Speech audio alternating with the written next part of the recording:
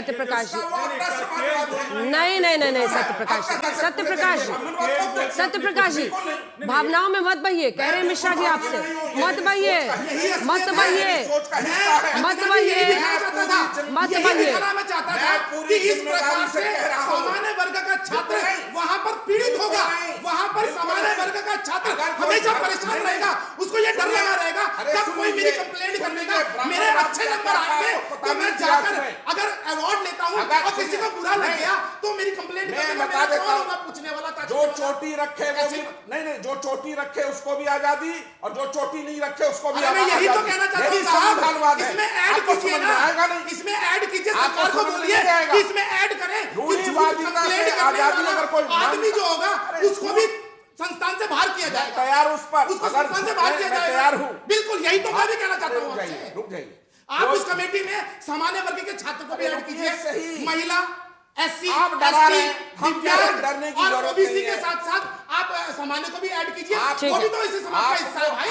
वो स्टूडेंट क्यों डरा सहमा रहेगा, ये बताइए आप मुझे, क्यों डरा सहमा रहेगा को सामान्य का स्टूडेंट? फिर आप बताइए, आप बोलते रहिए। प्रियंका भारती भी हमारे साथ आरजेडी से होंगे। सत्यप्रकाश, किसी भी प्रकार का रूढ़िवाद इस देश के लिए जो भी ऐसी व्यवस्था जिसमें विभेदीकरण हो, उससे यदि कोई आजादी की बात करता है वो राष्ट्रवाद है, बकवास कर रहे हैं, वो समाजवाद है। नहीं, जूते चार थोड़ी बोलिएगा। अरे जूते चार पढ़िए, ब्राह्मणवाद दोनों में भयंकर अंतर। आप क्या चाहते हैं, मनु के उस ग्रंथ को मान ले जिसमें महिला को निम्नतम दर्जे का बताया गया? मान ले उसको। आप अज्ञानी हैं, आप अज्ञानी हैं, आपको कुछ नहीं पता, आपने पढ़ाई नहीं की है, आपने पढ़ाई नहीं की है, मैं संविधान का आपने कुछ पढ़ाई नहीं की है सत्यप्रकाश जी, आपने सिर्फ वामपंथियों की विचारधारा का प्रयोजन किया है।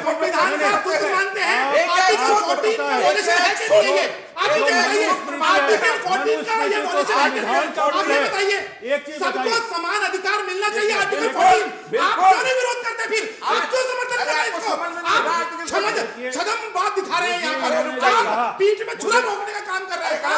आप कोशिश कर रहे हैं सामान्य वर्ग का छात्र जूते के नीचे बैठा रहे। बिल्कुल आप ये चाहते हैं, डरा सहमा रहे, कैंपस में डरा रहे, आवाज ना उठाए।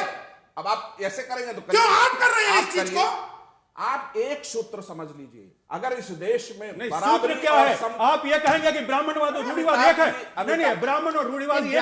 आपके ऊपर में हो जाएगा, आपके ऊपर में केस हो जाएगा। ब्राह्मणवाद पर आपने बहुत गलत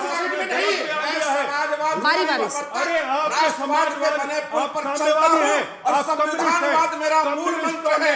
अरे अगर कोई किसी भी वाद के खिलाफ नारा लगाता है, आपके ऊपर में केस हो सकता है। आपने कंटेम किया है सत्यप्रकाश जी, आप ये कह रहे हैं कोई चलाई थी जो है मंगल पांडे ने चलाई थी, सलाम करना है तो वो रूढ़िवादी थे क्या? आप बताइए मुझे। नहीं, वो रूढ़िवादी थे क्या? मैं ये पूछना चाहता हूँ, रूढ़िवादी और ब्राह्मणवाद में फर्क है। चंद्रशेखर प्रियंका भारती जी को दिखा, आ रही हूँ। प्रियंका भारती जी कह रहे हैं कि ये सामान्य वर्ग के छात्रों के साथ नाइंसाफी है, कि अगर मैल इंटेंशन थे, गलत नियत से, प्लीज सर, प्लीज गलत नियत से हो गया। आपकी बात रजिस्टर हो गई, आपकी बात रजिस्टर हो गई। नहीं, अब बात रजिस्टर हो गई, चिल्लाइए मत, चलो एक सेकंड किसी भी। और अब हम देखिए सत्यप्रकाश जी, मैं सिर्फ इतना कहना चाहती हूँ कि देखिए, बहते हुए आप ब्राह्मणवाद को सीधा अपने रूढ़वाद से जोड़ा, ये भी गलत है। और इस तरह से अगर कोई भी जूते चार अगर कहता है तो किसी के लिए भी कहे, ये हिंसा को बढ़ावा हम लोग नहीं करते। बिल्कुल आपने बोला, ये गलत है, ये गलत है। अब प्रियंका भारती जी, मेरा सवाल आपसे, किसी भी व्यक्ति को इस देश में प्रियंका जी, सामान्य वर्ग के छात्रों के साथ क्या ये नाइंसाफी नहीं है कि बाकी एससी, एसटी, ओबीसी? रुकिए सत्यप्रकाश जी, प्लीज जल्दी बोलिए। देश में किसी भी व्यक्ति को ब्राह्मणवाद की आलोचना करना है, वो स्वतंत्र करने के लिए, और कोई इस देश में किसी भी बनिया, लेकिन जूते चार थोड़ी बोलेगा। एक लाइन और है उसमें, जूते चार थोड़ी नहीं बोलेगा। होगा जूता चार, कोई बोला है, नारे है ना, किसी को भी नारे लग रहे हैं, ब्राह्मण किसी को तिलक तराजू और तलवार, इनको मारो जूते चार। यदि कोई इसका विरोध करेगा तो इसको आप उठा के जेल में डाल दीजिएगा। नहीं मारा जाना चाहिए, कैंपस जेल में डाल देंगे इसको क्या? अच्छा, किसी 2 को भी मिनट जाति के थामिए, नाम होगा। थामिए। प्रियंका जी वो कह रहे हैं सामान्य वर्ग के छात्रों के साथ नाइंसाफी है, क्योंकि कोई भी अगर गलत नियत से किसी के खिलाफ एक्शन लेना चाहे तो वो कंप्लेंट दे देगा, और जिस कमिटी में सामान्य वर्ग के लोगों को रखने के लिए कुछ भी मैंडेटरी नहीं किया गया है, जबकि एसटी, एससी, ओबीसी, जो दिव्यांग है उनके लिए, महिलाओं के लिए किया गया है, ऐसे में और दूसरी तरफ गलत नियत से जो करे तो उसके खिलाफ कोई एक्शन नहीं, ये नेचुरल जस्टिस के खिलाफ नहीं है। नेचुरल जस्टिस के खिलाफ मालूम क्या है अंजना जी? आप तस्वीर चला रही थी अभी रोहित वेमुला की, 1 दशक हो गए उनकी मृत्यु को, पर क्या वो रुक गया कास्ट बेस्ड डिस्क्रिमिनेशन? अभी महीना भर नहीं हुआ, पल्लवी नाम की बच्ची की इंस्टीट्यूशनल हत्या हुई, वो रुकता नहीं है। पर प्रॉब्लम ये है, आपको मालूम है, वही दर्शन सोलंकी की माँ, रोहित वेमुला की माँ और दर्शन और पायल तड़वी की माँ, तीनों लोग कोर्ट गए, क्योंकि उन्होंने तो अपने बच्चों को खोया था ना, दलित बहुजन के बच्चे मारे गए थे। वो तीनों माताएं कोर्ट गई। कोर्ट ने कहा यूजीसी 2012 का नियम ढंग से लागू नहीं हुआ, लागू करो। और अगर ये डिस्क्रिमिनेशन रुक गया होता तो जो 5 सालों में 118% caste based discrimination higher universities में बढ़ा है, वो कैसे बढ़ा?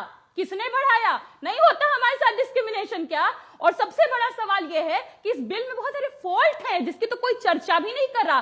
फॉल्ट ये है, ये कह रहे हैं कि वही यूनिवर्सिटीज इंक्लूड होंगे जो यूजीसी के नीचे आएंगे। अब मैं आपको बता दूं, IIT 23 IITs 21 IIMs तो यूजीसी के नीचे आते ही नहीं, तो वहां तो ये नियम लागू ही नहीं होगा। आपने इक्विटी कमेटी का हेड किसको बनाया है? जो डी फैक्टो हेड होगा वो वाइस चांसलर होगा। अब इस देश में चलिए वाइस चांसलर को देखते हैं।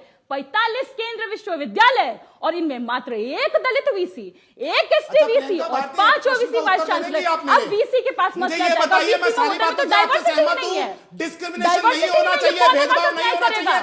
मेरा एक प्रश्न और सीधा प्रश्न है, मुझे ये बताइए कि यदि कोई झूठी कंप्लेंट करेगा तो उसके खिलाफ कार्रवाई होनी चाहिए कि नहीं होनी चाहिए? पल्लवी, ये बताइए, हजारों छात्र हर साल इस देश में मारे जा रहे हैं। कैसे मारे जा रहे हैं? शर्म नहीं आती है इनको, शर्म नहीं आती है इनको। दलित पिछड़ा आदिवासी का बच्चा आज भी मारा जा रहा है। अच्छा, एक सेकंड, दोनों की आवाज बंद कीजिए। भेदभाव के लिए प्रियंका जी सुनिए, ये कमेटी इसीलिए बनाई गई है, ये कमेटी इसीलिए बनाई गई है, और इस कमेटी के खिलाफ कोई नहीं है, ना इस तरह के भेदभाव के खिलाफ एक्शन हो, इसके भी खिलाफ कोई नहीं है। लेकिन सवाल यह है कि क्या यह एक तरफा हो गया है? अगर सामान्य वर्ग के छात्र आज सड़कों पर निकल रहे हैं तो उनकी बात भी तो कोई सुनेगा ना, या उनका कुछ भी, अगर उनका आर्टिकल 14 का जो बेसिक ह्यूमन राइट्स है वो भी वायलेट हो रहा है तो नहीं सुनेगा कोई सुनेगा कि नहीं सुनेगा? अब आराम से सुनिए। अंजना जी, इंसाफ के लिए, फिर let me complete my question, इस इंसाफ के लिए ही कमेटी बनाई गई है। उनके 2 ही बिंदु हैं, इन दोनों पर आप स्पेसिफिक जवाब दीजिए। क्या सामान्य वर्ग को भी इस कमेटी में शामिल नहीं होना चाहिए? और दूसरा, अगर कोई गलत नियत से करे तो क्या उसके खिलाफ एक्शन नहीं होना चाहिए? इन दोनों का स्पेसिफिक जवाब दीजिए।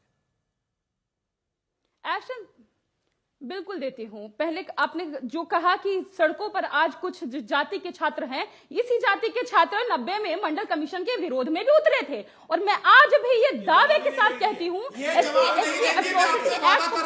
जवाब नहीं देगी।